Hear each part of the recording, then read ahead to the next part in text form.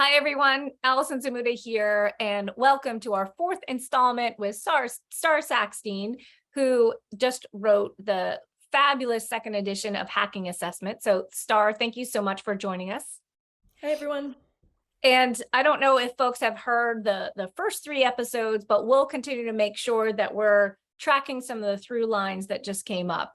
So as we started to finish off episode 3, we really started to lean into the idea of reflection, self-evaluation, and one of the heartbeats of hacking assessment is the opportunity for students to engage using their voices in clarifying what their goals are, clarifying the opportunities where they are wanting to go in a particular direction, where they're getting stuck, how they're continuing to support one another. So that's sort of the territory of feedback. So let's launch right in. I think one of the immediate questions that Star, I'm sure you're being asked all the time is, I have X number of kids and I don't have the time to do all of the teaching and learning that I have and grow their capacity to become good self-evaluators, good peer evaluators, to grow the thinking and to grow the assignments that kids are producing. So let's get that right out of the way right away. How do you begin to sort of settle into that conversation that is already on folks' minds?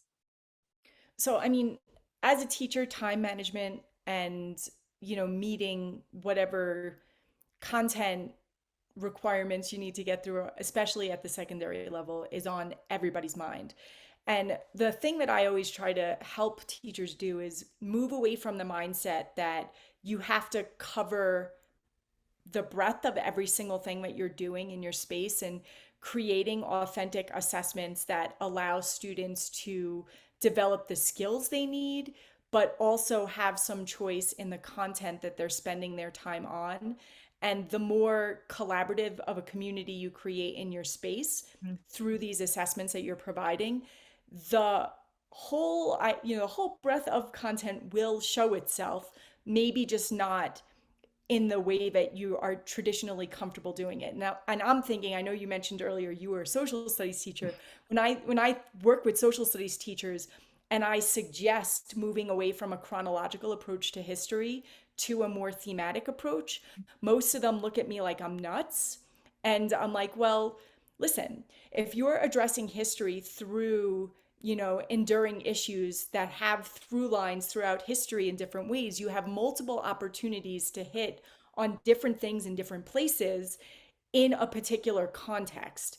And you could still place it in its chronological context within that theme, but it gives kids multiple opportunities to have that causality conversation because they're understanding it through the lens of a particular perspective, and you're giving them opportunities to kind of track the perspectives that matter to them over time. And the amount of buy-in you're going to get from kids because you're giving them that flexibility to make a choice is going to want, like, it will necessarily engage them in what their peers are doing also, because there's going to be a connection in theme in a different perspective that you're bringing in there.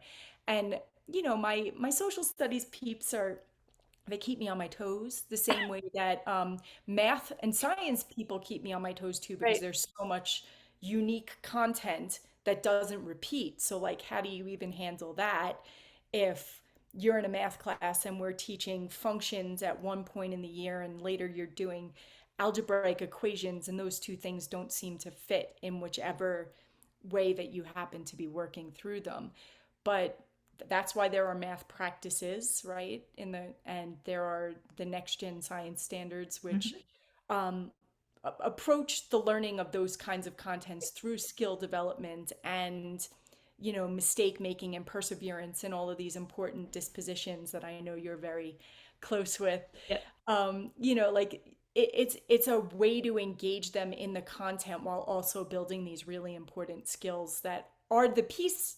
As much as we hate to say it, as like content area specialists, the thing that they're really going to need in life are the skills we're Yeah. developing. Well, so one of the interesting parts of what you're just describing, Star, is that this is a curricular move, right? So Yes. we have to sort of deal with how are we streamlining the curriculum content so that we actually have room to coach the thinking Yeah. that is required as students are experiencing, investigating, creating, using these kinds of authentic assessments. So I Yep. think one clear takeaway is that areas like the math practice standards, or not just the science engineering practices, but also the cross-cutting concepts. As one of those nutty people, nutty social studies folks, I always taught from a thematic approach. I love But that. the interesting part is that I was very much tuned into the notion of patterns, so that you can start to look for patterns as what the root of the problem was. That was the only way I could tolerate skipping over certain topics or events, because if they understood the roots of conflict, the roots of freedom, rights, and responsibilities, that if I train them well to think through it in a handful of places, they should be able to apply that learning to other places that we were not able to cover because time ran out on us. So Right. as we're starting to think about the importance of those kinds of assessments, one of the quotes that I was struck by in your book is, ask yourself if your project is truly a learning experience that involves student autonomy, facilitates a feedback loop, and will be enjoyable. And again, when I read that, it sort of, you step back and reflect on it in a different way, because that triad is so substantive. Student autonomy, facilitates a feedback loop, and will be enjoyable. Can you tease those three areas out a little bit more? Yeah, I mean, again, from experience, like when you first go into a classroom, you only have your own learning experiences to go from. And a lot of assessment when I started teaching were tests because that's how it was done to me. And tests are not enjoyable. I don't care how successful you are at them. There is nothing enjoyable about 45 minutes of panic and anxiety to show everything that you know. And the other trouble with a test, really, that I don't think enough of us educators think about is we teach a lot of stuff and then our assessments don't always assess a lot of the stuff that we teach. And so we've made some curricular choices of prioritizing what's important and what's not, whereas some students might have really taken a shine to something that we don't even ask a single question about. So how is that honoring the place that they have interest when they feel really strong in a particular area and it does not even appear on the assessment that we are providing for them? So thinking again too, that first question, like what are we actually trying to evaluate, and Mhm. how can we do that in a way that's going to give students as much flexibility to show as much of what they learned as possible from that learning that we did in class up till that point, as opposed to being the arbiter of what's important by teaching them all this stuff that we are continually complaining we don't have enough time to get through, and then whittling it down to a question per really important piece of content in 20 questions and an essay that, again, is only going to focus on one very usually focused area that we've seen come up on tests a million times before, instead of having an opportunity to explore a pattern they've never seen before. In the example you gave before, we did this in class. Now I want you to apply the skill to this totally new scenario that I'm presenting to you. So it's agnostic almost to them memorizing facts, and more with an eye to them demonstrating the process of their learning in a way that helps you as an educator know, is there something I missed in this process that I need to go over again? Or, yes, they got it. Now it's time to explore different patterns so that we could move into how to look at contextualization versus compare contrast, or, Yeah. like how we get to those kinds of historical thinking skills in that scenario. And So, yeah, so the idea of the feedback loop, and you talked a little bit in one of your hacks about creating a level of expertise in Mhm. your students as they review work. If you could just give a little insight into that area. So anyone who's ever taught journalism knows this inherently already, and that's kind of where I got my idea for bringing it into my English classroom. You have student editors who really know how to give feedback in the particular section they work in. Mhm. News writing is really different than feature writing, different than sports writing, opinion writing, and when you become an editor of that section, you know how to give feedback to best align with the kind of audience you're writing for. And in an English classroom or a history classroom or a math classroom or whichever classroom you're in, students have specific areas where they might be already strong. And Mhm. you could build small groups, I call them expert groups in my classes, where kids are trained to give feedback on very specific things so that throughout the year, you are not the only person who could be giving feedback in a particular area because these are skills that are iterating over time. So before my 12th graders come to me for feedback, I expect them to go to each other. We have workshop time where they are actually sitting with their expert groups so that if I have issues with my organization and I know which group is responsible for organization, I'm going to bring my paper to them and I'm going to say I'm really struggling with making sure my ideas are in the right order and how well they're put together. Can you give me some specific feedback on this particular thing? And part of this feedback loop too is giving kids the language to articulate their particular needs so that it's not just, is this good? Or, what do I need to do? Like these are very vague and often time consuming questions. They're valid, but they're not terribly useful when you're in a room with 34 other kids who want your attention and you don't have time to read 6 pages typed for every single kid to give them that kind of high level overview. So it's like when you're asking me, is this good? What are you really asking me right now? What do you want to know and how can I support you? And until you can articulate that, we aren't having this conversation. So giving them the tools to say, you know what? The other day in class we talked about context in an introductory paragraph. I don't know if I gave enough of that in here to support the thesis of what I'm going into.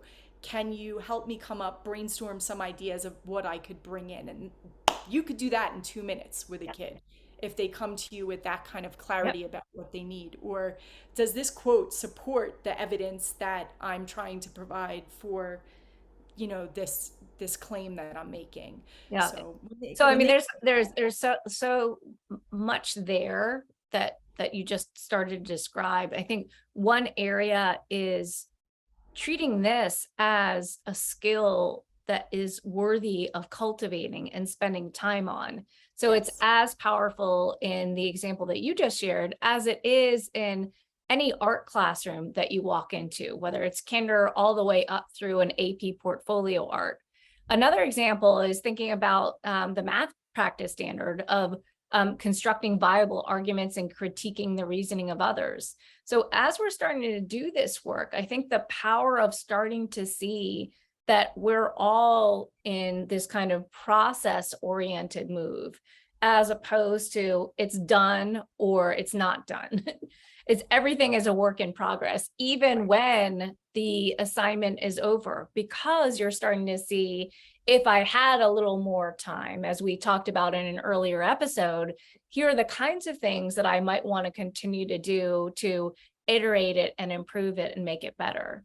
So I think Right. the power of that skill development is just so incredibly important because a lot of times teachers sort of put people in peer review groups, but they don't necessarily know how to actually be of value to one another.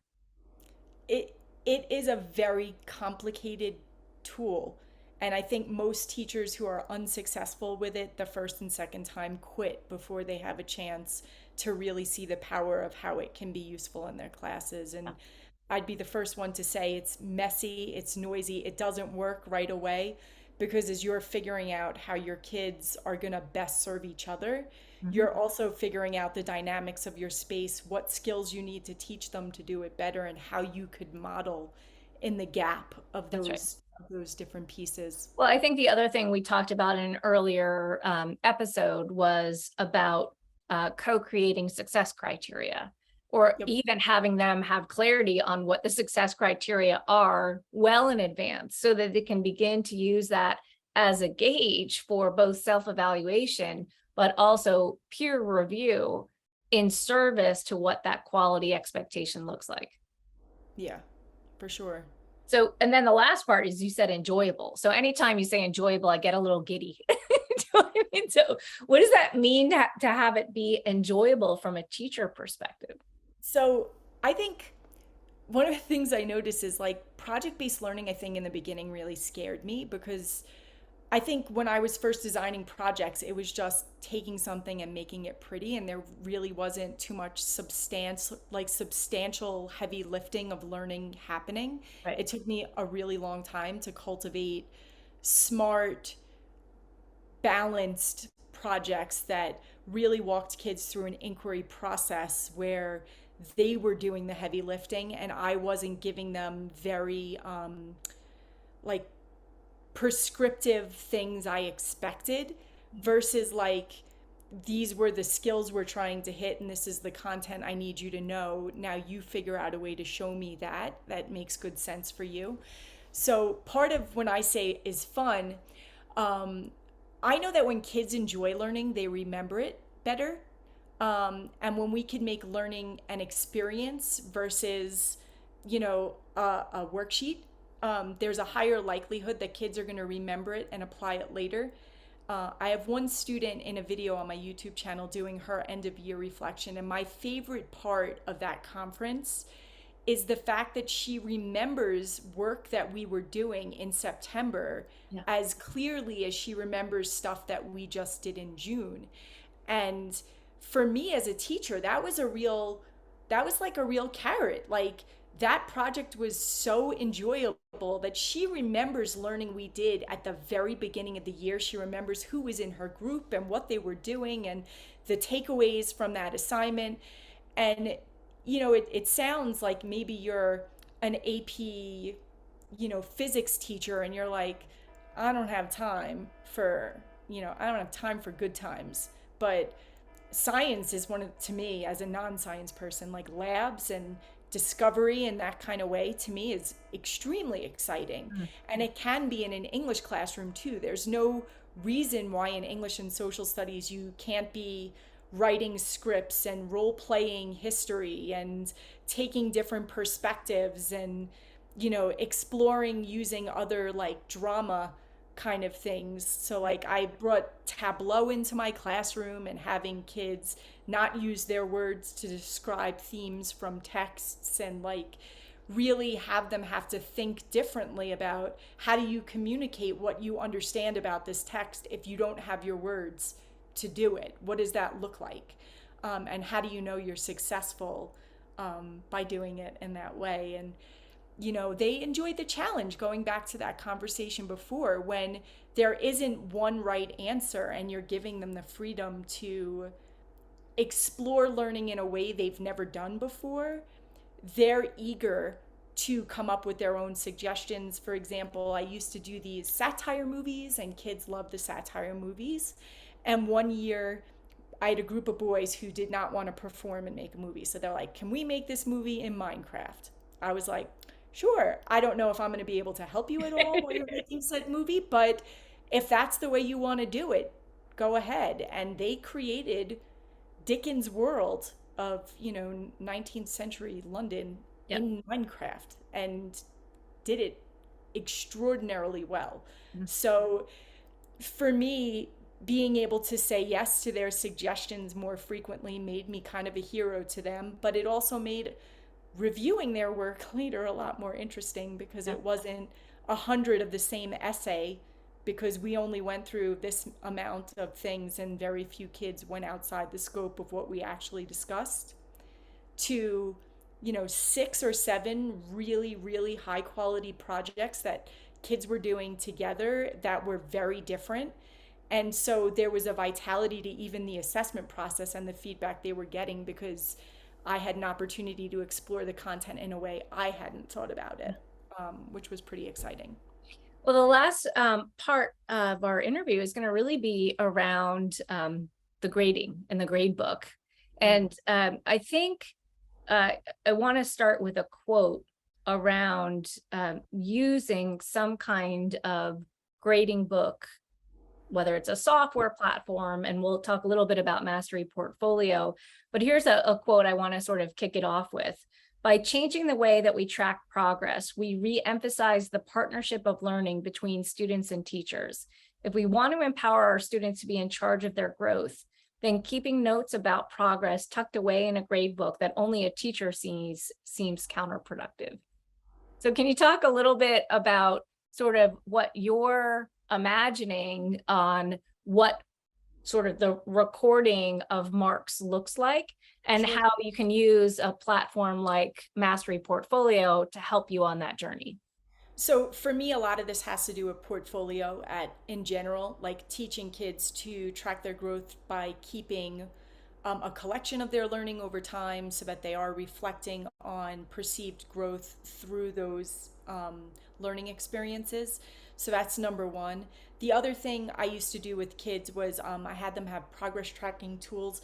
We started with a graphic organizer I designed, and then I encouraged them to manipulate it in a way that made sense for them to keep the progress.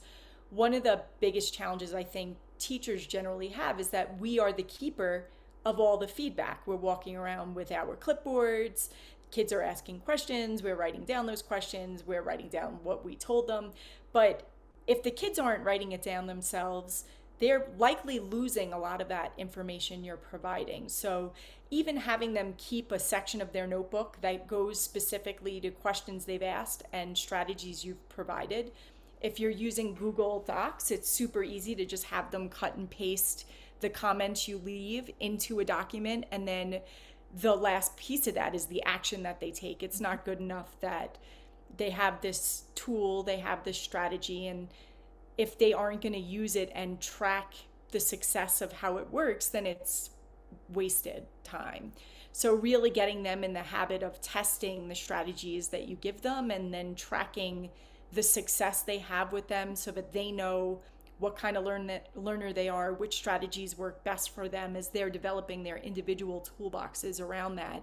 I think that that's a really powerful tool for them. And then you have tools like the Mastery book that we have at Mastery Portfolio, which we don't call a grade book, we call it a progress tracking tool, where every assignment is aligned with a particular standard or competency. So there's something very specific you're assessing. And we do that on purpose so that there's intention, and you're not assessing everything at once. You're only assessing the things you were forthcoming and transparent about assessing, which is a different mindset as well for folks who feel a great need to mark up everything on student work all the time, which is time consuming and counterproductive, because if kids see too much feedback, it's not going to make the impact that you hope it will. And there's tons of research on that out there. It's not just me saying it from experience, but I know other people who have done the research will attest to the fact that if we want to focus kids on progress, we need to keep it to 2 to 3 big areas maximum in any kind of piece of learning, and then validating growth areas so that they feel compelled to keep working on the stuff that's not working yet, knowing that some things are. And then in the Mastery book, we now have ways for kids to set their own goals, for teachers to track them. And we also have a student self-assess piece that's in that progress tracking tool, so that their voice is in the dashboard with the teacher when the teacher is making that ultimate decision as to whether or not the learning is, meeting the standards or not. And they have the kids thinking with the evidence they've provided and the justification for their own thoughts on those practices. And I think that the more teachers invite that in, there's so much of learning we can't see because it's inside a kid's head. We give them multiple opportunities to try to articulate it so that we could tease out the pieces we don't see. We have a much more robust understanding of what they truly know and can do. So for more information about Mastery Portfolio and the Mastery book that Star just referenced, we'll go ahead and put that link down below. And Hacking Assessment second edition is out on August 2nd. So go ahead and grab a copy. And Star, thank you so much for just having a conversation with me. It's just lovely to see the synergy of ideas, both in this conversation and starting to see it just progress throughout the work over the past decade or so. So just a pleasure to join forces with you. Thank you. Thanks so much, Allison. The feeling is very mutual. Thank you. Mhm. Take care.